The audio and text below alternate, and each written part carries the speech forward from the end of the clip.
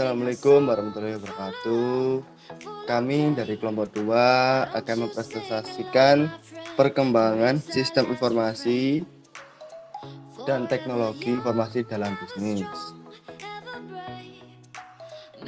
Selanjutnya, ini anggota dari kelompok kami.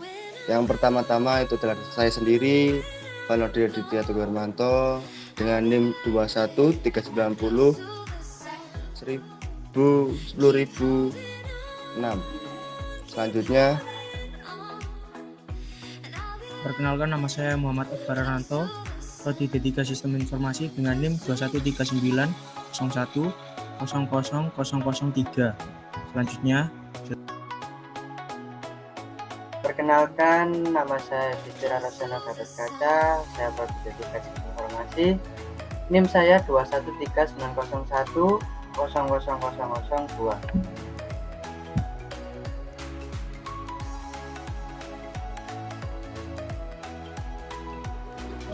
Oke, selanjutnya akan menjelaskan pentingnya teknologi informasi yang akan dibawakan oleh Mas Yudis. Waktu dan kami persilahkan. Terima kasih Mas Panodi. Menurut pandangan dari kelompok kami, di zaman yang serba digital seperti ini, hampir semua hal dapat dilakukan dari rumah. Seperti mulai dari membayar semua tagihan, baik berupa tagihan telepon, internet, TV berbayar, listrik, PAM, dan lain-lain. Cukup dengan menggunakan fitur M-Banking dan semua bisa dilakukan dengan cara online. Kita tidak dapat memungkiri pentingnya teknologi informasi dalam kehidupan kita. Teknologi informasi atau TI telah menjadi bagian yang dapat dibilang cukup penting dalam setiap rencana bisnis. Hampir dari seluruh perusahaan, baik skala besar maupun kecil, menggunakan teknologi informasi sebagai salah satu aktivitas yang sangat dibutuhkan untuk memberikan peningkatan terhadap layanan bisnis yang mereka kelola. Lanjut, Mas. Pengaplikasian sistem informasi dalam dunia bisnis.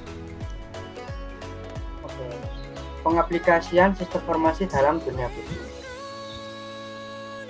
Teknologi informasi telah banyak digunakan untuk mendukung proses bisnis yang terjadi pada perusahaan, baik di bidang ekonomi maupun perbankan. Dengan hadirnya aplikasi-aplikasi dan layanan e-bisnis, e-commerce, e-banking, dan lain sebagainya, kebutuhan efisiensi waktu dan biaya menyebabkan setiap pelaku bisnis merasa perlu menerapkan teknologi informasi dalam lingkungan kerja. Penerapan teknologi informasi menyebabkan perubahan pada pola kebiasaan kerja. Misalnya penerapan Enterprise Resource Planning atau ERP. Lanjut.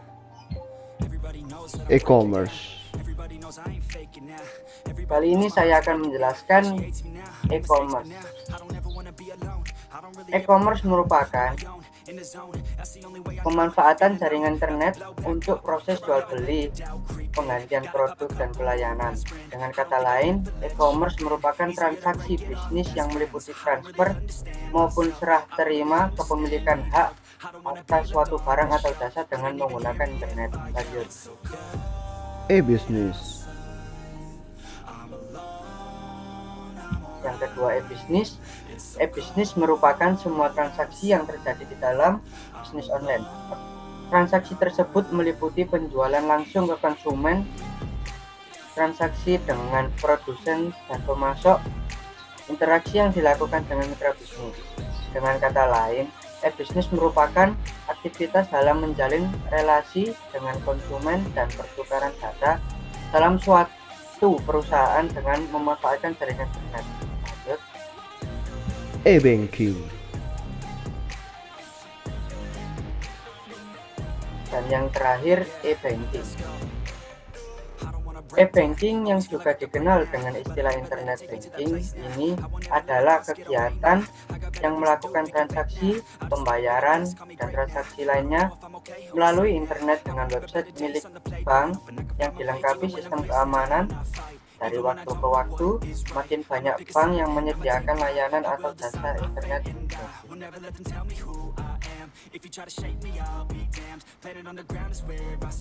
Selanjutnya mungkin akan dijelaskan oleh Mas Muhammad Akbar Arnanto. Monggo. Komponen apa saja yang mendukung sistem informasi dalam bisnis? Baik, terima kasih Mas Yudis. Komponen apa saja yang mendukung sistem informasi dalam bisnis? Terdiri dari 5, yakni ada hardware, software, telekomunikasi, database dan data warehouse, sumber daya manusia. Next. Hardware. Hardware adalah salah satu komponen paling penting dalam SI. Tanpa adanya komponen ini, kemungkinan SI tidak akan berjalan dengan lancar. Hardware yang dimaksud di situ adalah komputer berbentuk seperti halnya sama dengan smartphone, tablet, iPad, bahkan laptop. Dengan adanya hardware, pengumpulan serta penyebaran informasi semakin kuat dan cepat. Next. Software. Selanjutnya ada software. Software atau perangkat lunak terbagi menjadi 2 kelas, yaitu sistem software dan application software. Sistem software merupakan operasi sistem yang mendukung hardware menjadi perangkat yang berguna. Bayangkan saja bagaimana jadinya komputer atau smartphone tanpa operating system. Pasti tidak bisa dipakai dan menjadi komponen yang tak berguna. Application software merupakan sistem operasi yang biasanya kita jumpai dalam smartphone. Contohnya aplikasi email atau Excel yang dapat kamu gunakan di smartphone. Dengan adanya aplikasi ini, kamu semakin mudah dalam bertukar atau mengumpulkan informasi. Next. Telekomunikasi. Selanjutnya ada telekomunikasi, sering digunakan untuk menghubungkan perangkat portable. Istilah sederhananya bisa dikatakan dengan jaringan nirkabel yang menghubungkan laptop atau smartphone untuk mencari data, mengumpulkan informasi alias sinyal. Tanpa adanya sinyal ini, pastinya pekerjaan manusia jadi terhambat. Next. Database dan data warehouse. Kemudian ada database dan warehouse.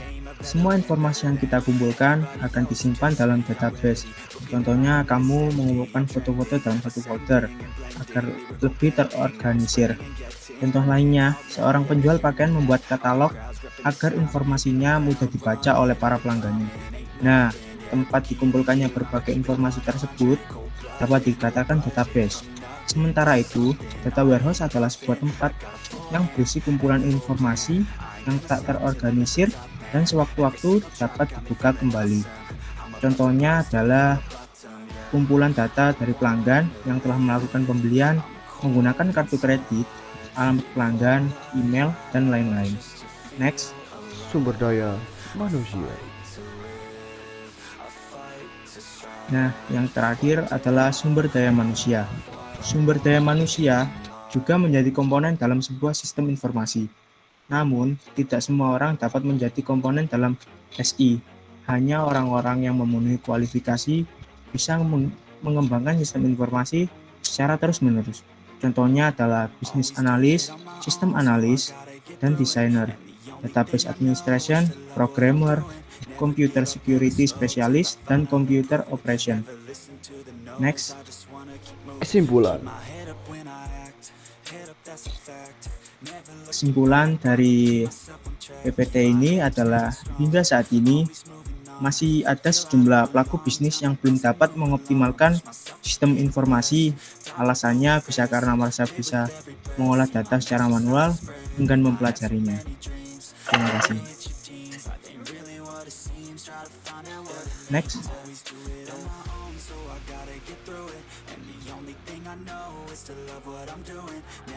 Oke, cukup sekian dari kelompok kami. Cukup kami ucapkan terima kasih sudah menonton. Dan bila ada tutur kata yang salah, mungkin mohon dimaafkan sebesar-besarnya. Kami akhiri. Wassalamualaikum warahmatullahi wabarakatuh.